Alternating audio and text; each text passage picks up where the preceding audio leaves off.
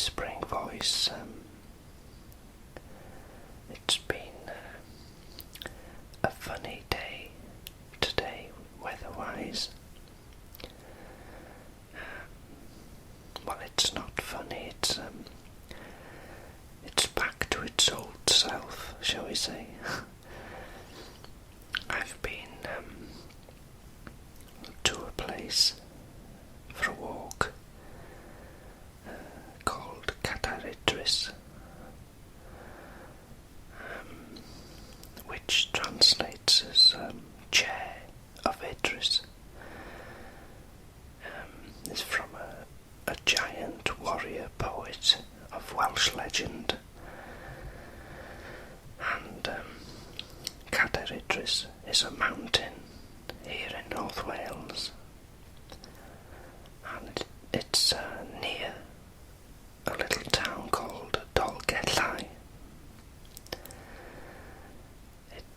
It's for where it is. It's very famous for being covered in cloud, and unfortunately for me, it was not only covered in cloud, but the heavens opened as well, and I was hoping to film it and take some pictures, but honestly it was that wet, it didn't stop at all, so I wasn't able to take any pictures. But to be honest, if I'd have taken pictures, they'd have been very poor anyway, because of the cloud. It's like fog. Cadair Idris is the second most popular mountain to Snowdon, which is the first,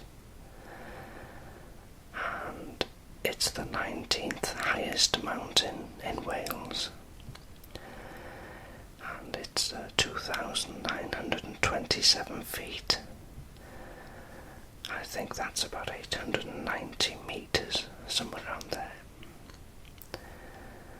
And the walk itself, well, there's two paths up to the summit, which is called Penna Cadair.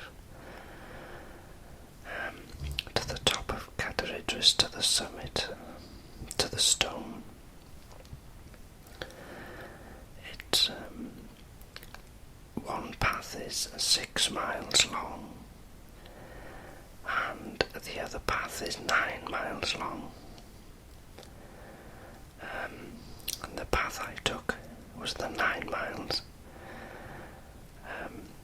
mainly because it goes right to the edge. At the top of the mountain there's a ridge.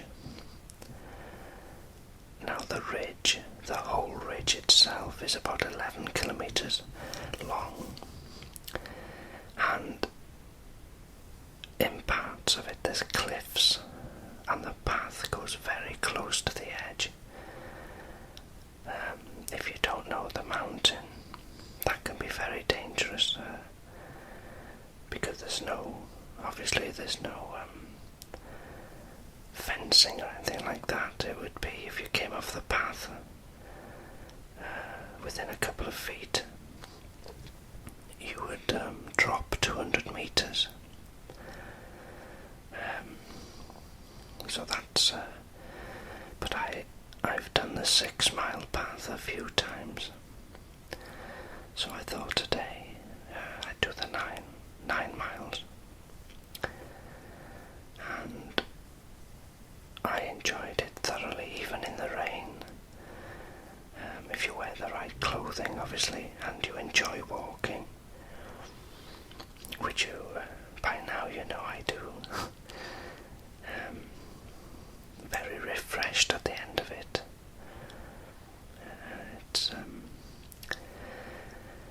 I only passed, must have been 5 or 6 people, which is very low number really. it's the second most popular mountain in Wales. Now, there's a car park which I used called the Minforth area, and it's £2 for 4 hours or £4 for the day. Now, that's a lot of money for parking. However, the money does go into the can't say the word, conservation of the footpaths and the mountain itself. So I don't mind that one bit. If the money's going back into the mountain, that's fine. But it does catch a lot of people out when they go walking. They just go back up and then realise they have to pay, and it can spoil a day out really if you're of the worrying type, because a lot of people don't park if they haven't got the money, or they're going into the town of Dolgellau to try and get some change of a note.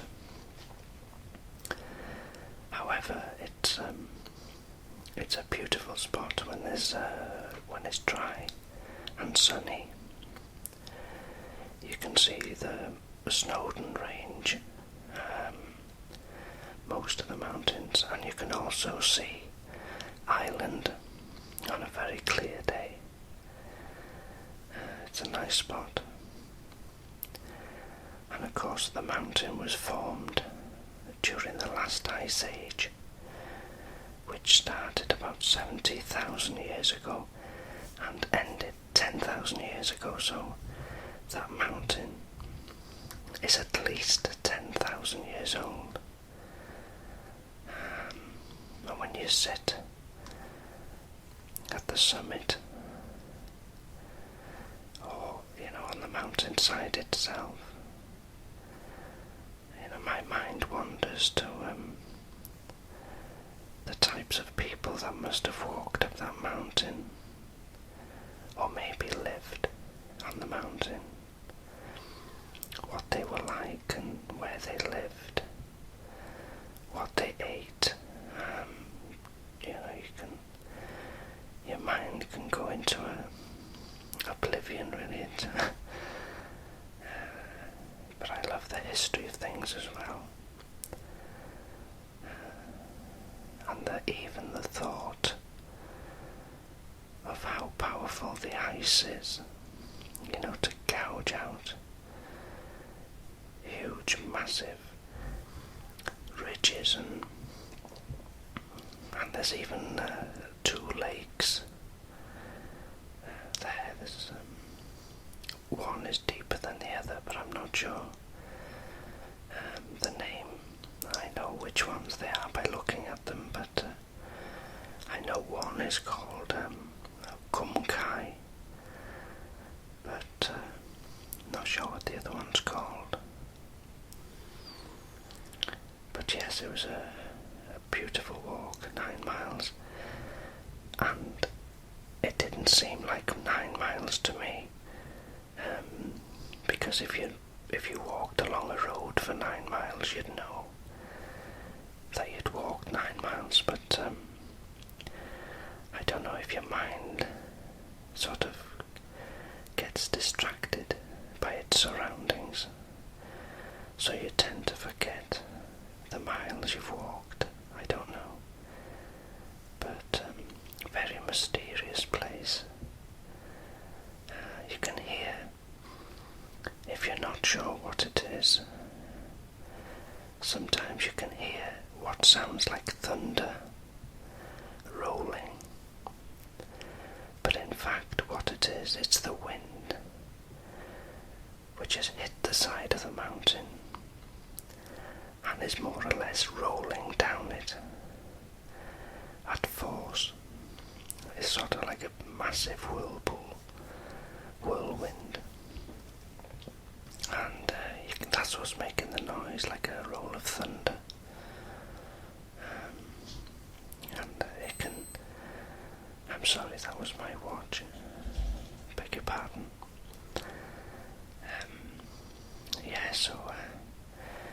despite the rain, not being able to film it, not to photograph it. There's a little hut on the top, a little shelter. So that shows you how remote it is. So I went in there and had my flask and my sandwiches and a packet of crisps. And I'm not sure if you think the same, but when you're outdoors, doesn't food taste much better? I think it's a mixture of you're working sort of thing so hard in walking, exercising so much, and the fact that it's a sort of goal when you reach the top, or you reach your destination, you have your food and drink, and it always tastes much better because you've earned it, sort of thing. So yes, I'll be doing, obviously, another thing is I will be doing the relaxation video in the next couple of days. I've worked things out, technically, I mean, to the best that I can do anyway, so we'll see what comes of that. I hope you enjoy it. So anyway, that's enough from me now. Hope you have enjoyed this and relaxed to it somewhat.